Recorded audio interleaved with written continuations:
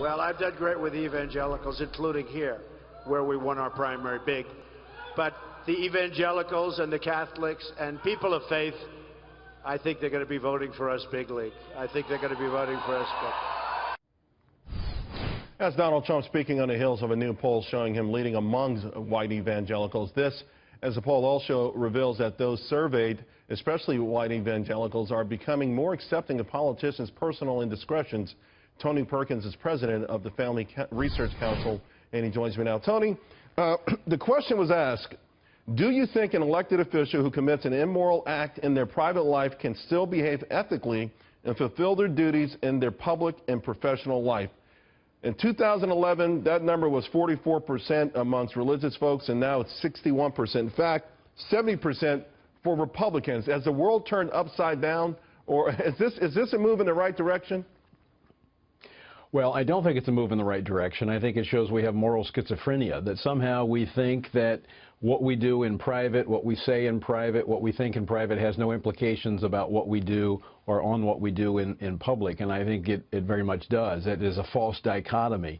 Look, integrity is the definition of integrity is a completeness, a wholeness. And if we want integrity, we have to expect private behavior to match public behavior.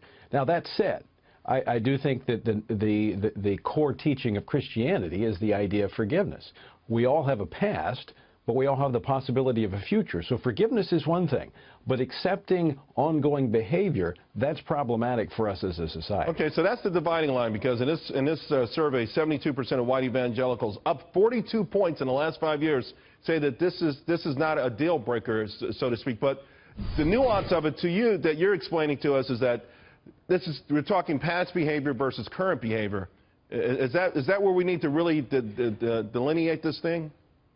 Well, I'm speaking from a theological standpoint as a Christian, as we are to forgive as we're forgiven.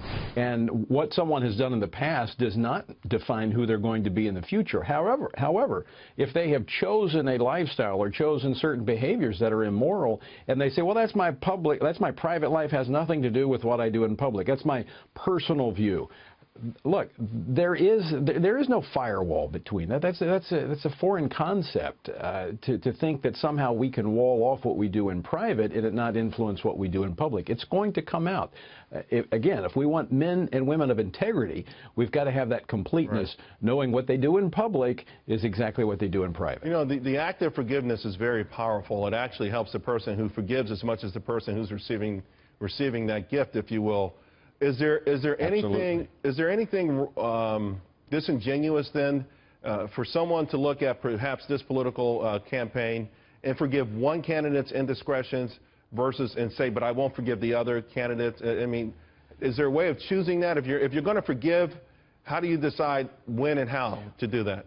Well, the key to forgiveness is a recognition of a need for forgiveness. And when an individual, whether they're a candidate or not, says, I've done wrong and I ask for forgiveness or I apologize for what I do, you know, we have to forgive. Now, again, if this is an ongoing problem, we need to use wisdom and understanding and prudence as voters to vote for candidates that we do not think are going to repeat behavior that's destructive both personally and to us as a society and a country.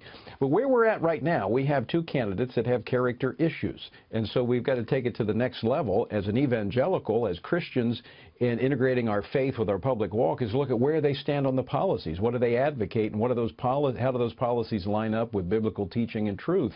And so that's where we go in this election, because we have two candidates that, quite frankly, have issues when it comes to character. Yeah, Tony Perkins, you're one of my favorites. I appreciate you coming on the show tonight.